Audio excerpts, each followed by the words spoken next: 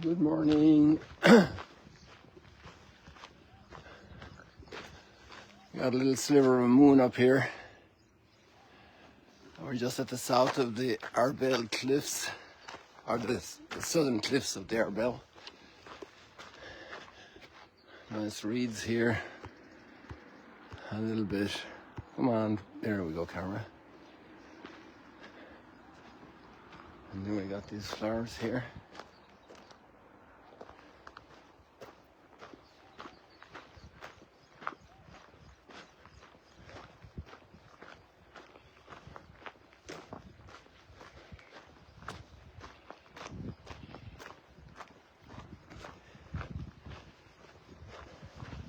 I'm tempted to go down to the end here. We got pretty close. And then work our way back. They're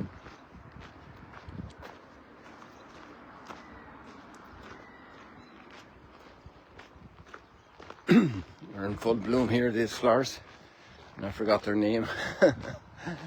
They have a poison in them, right?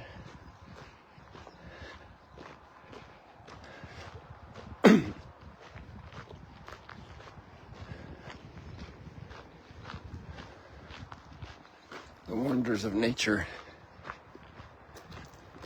the wonders of creation.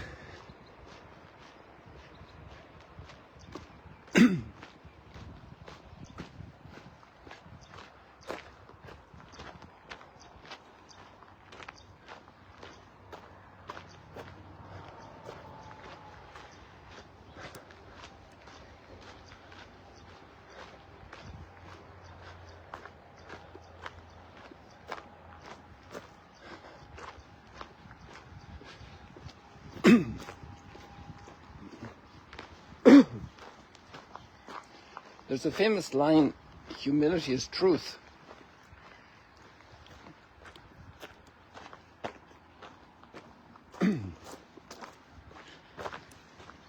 There's a proverb in Spanish that the truth doesn't sin or do injustice, let's say, but it does make us uncomfortable sometimes.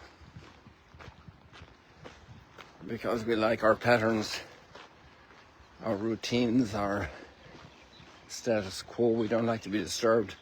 We don't like other people disturbing us, not even God. But that presumes that we're in charge. So if we're in charge, people have to ask our permission to disturb us. And we'll usually say, no, I'm okay. Our little famous cave. It's 5 years now doing this live stream, thanks be to God.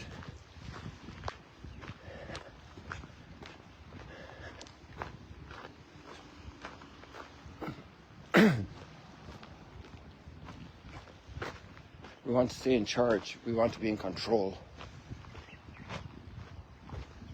Control. What a word. And yet we don't control much. We have to trust and adjust. Trust and adjust. Adjust and trust. To truth. And who can reveal truth to us? Must God come in a very powerful way? Or can He show up as He wants? In a very discreet way, in a very simple way. We don't see His big logo on creation. Maybe beauty, truth, goodness. Those are God's logos. That's a good line, write it down. Truth, goodness, beauty, unity. And it's interesting that the reactions of both the people in Nazareth and Naaman the Syrian are the same, because human beings were the same all over. Hey, we should come and touch here, right? I put my fingers inside the gate here. So we got down to the end. So Naaman the Syrian has a hard time accepting the way Elisha the prophet, you should read the story, it's a fascinating piece of literature, just as literature, just as a story, just as a drama. And there we have a nice view of the cliffs here, the southern cliffs. Oops, sorry about that. Let's get that straightened out here for you. There we go. The phone doesn't like too many dynamics. Taken by surprise, we have to do it gently so it's not ruffled in its feathers. And there's a slave girl, a Jewish girl taken prisoner, taken captive. And it's interesting also to see the relationship, how she loves the family whom she's serving. To accept that God can meet me in the circumstances of even where I don't want to be. And even in my spiritual struggles, where I don't want to be, I'd love to be flying like an angel. I'd love to have this amazing prayer. I'd love to be in ecstasies like Teresa of Avila. But God meets me where I am, in the humble circumstances where I am, with a cold, with some little pain, with some little difficulty of understanding with a spouse, with a child. God meets me where I am in my neediness, not in my power and my ability to control everything, in the neediness of political situations, of disasters, even in areas of war and of forced migration, of human trafficking. It's amazing how God meets people. He meets us in the places where we don't suspect him. And we all can be proud. Even the poorest person can be proud. Even the most hurt victim can be proud. There's no pure victim, you know. There's no pure evil that way in the human heart. There's always a chance of redemption, and there's always the chance of falling from grace, of setting up my conditions for God, how he's supposed to work in my life. And that's also why I recommend you to, if you haven't had time to check out Bishop Barron's commentary yesterday on Who is God.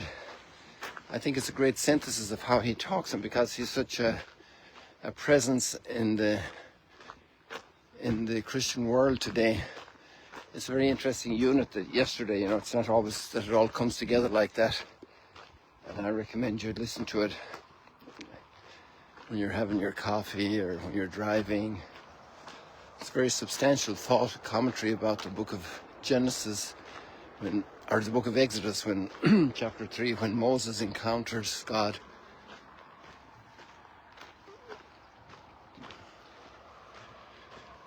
And Moses gets God's attention.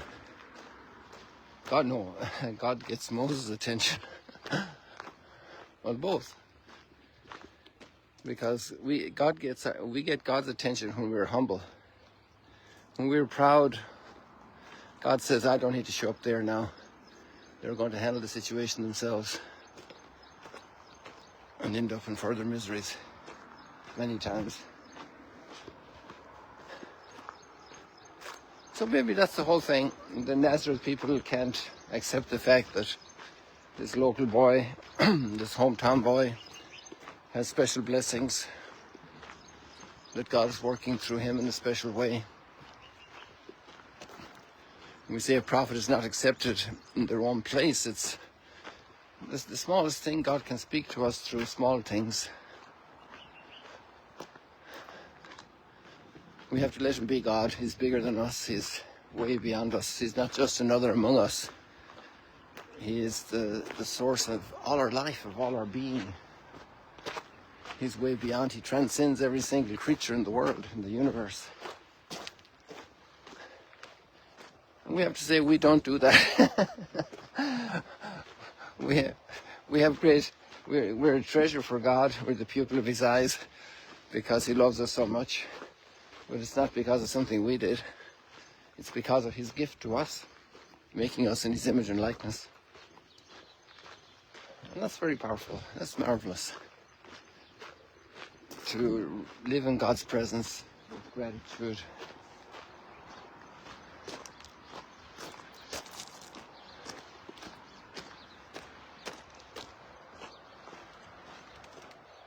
What a way to live.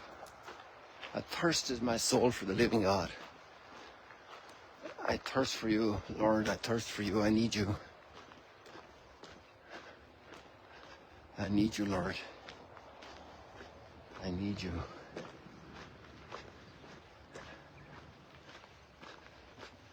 So people, we leave it for here for today. I think that's good. I think. What do you say? Short and sweet. And here we are behind the cliffs again from this angle. Our bell cliffs up there. Had a great hike there yesterday. Put up a little bit of live stream on Instagram about it. And the nature, covered with flowers, the whole carpeting of flowers all over the mountains. It's really beautiful. A picnic out there in among the hills and the valleys. Beautiful views. See you later, alligators. God bless you.